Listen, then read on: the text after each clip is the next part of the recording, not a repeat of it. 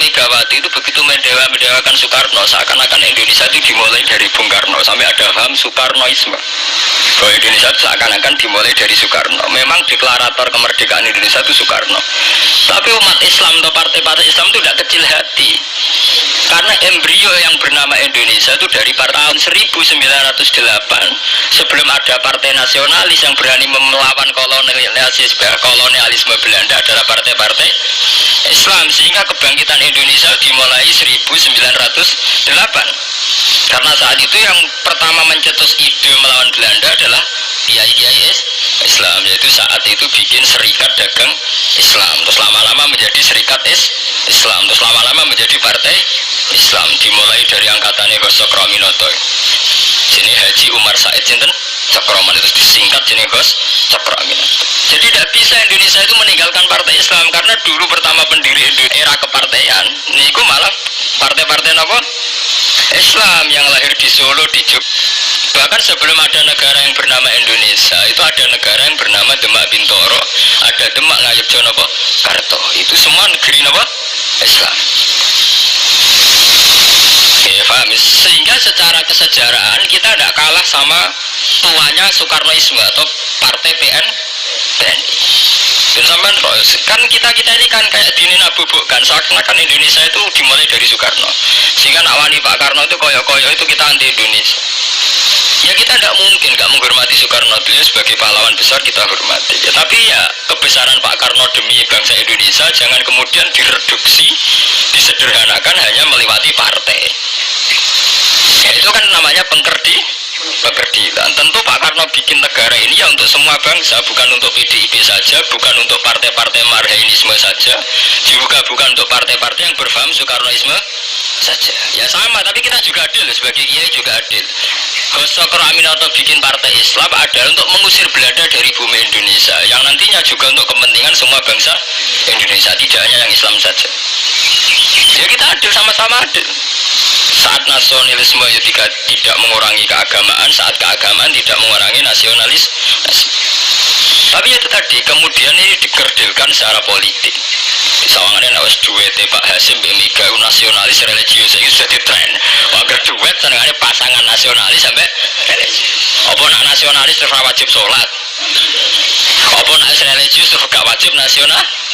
Sebetulnya itu kan apa kan orang Indonesia itu wajib sholat hanya karena atas nama nasionalis. Apa nak gue kiai itu wajib bayar pajak?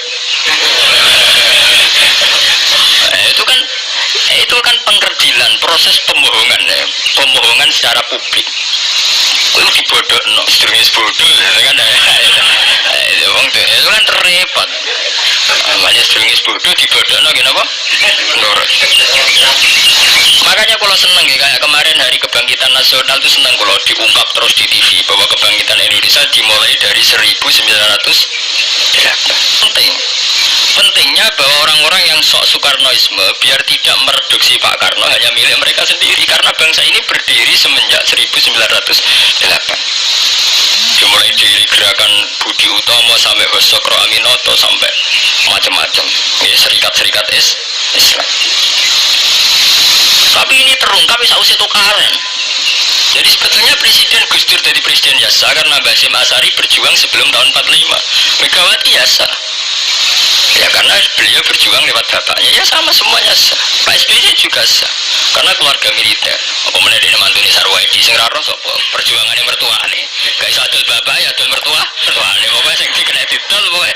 Tapi artinya sama, kita secara sejarah itu sama. Kita sebagai santri juga tidak kalah sejarah. Karena berdirinya nasional dan lewat para kiai. Ya itu takono sejarawan manapun, kayak profesor siapa di UI, siapa saja profesor-profesor sejarah bilang bahwa awal kebangkitan Indonesia itu dari partai-partai Islam. Bahkan versi orang nasionalis sekalipun tuh bilang, karena Islam adalah satu agama yang paling sensitif terhadap penjajahan. Karena Islam melahirkan satu paham jihad, bahwa ketika ada kolonial Belanda, orang Islam terinspirasi harus jihad. Sehingga lahir partai-partai Islam. Dulu yang dilawan itu perdagangan. Ini kalau cerita sejarah, santri-santri sadar. Jadi santri salaf dengan model sekarang sing raro duit, raro dagang itu sebetulnya mengkhianati pendiri santri. Lho ini kalau fair. Sing gak seneng dagang, gak seneng mergawe itu mengkhianati pendiri pesantren. Sampai lihat sejarah tahun 1908 itu namanya tidak SI, tidak Serikat Islam, tapi Serikat Dagang Islam. Karena para kiai adalah melawan dominasi Cina di Surakarta dan dominasi Belanda menguasai sentra-sentra perdagangan. Sehingga yang dilawan pertama adalah piye supaya kolonial gak menguasai aset-aset ekonomi. Sama takono sejarah cek versi kiai, cek versi buku, asal gak versi klenek. Itu pertama yang dilawan para ulama adalah penguasaan aset ekonomi oleh Cina dan Belanda, sehingga mereka bikin Serikat Dagang Islam. Subhanallah wa bihamdihi adada khalqihi Subhanallahi wa bihamdihi adada khalqihi wa ridha nafsihi wa zinata arsyihi mudada kalimati. Subhanallahi wa bihamdihi adada khalqihi wa ridha nafsihi wa zinata arsyihi mudada kalimati.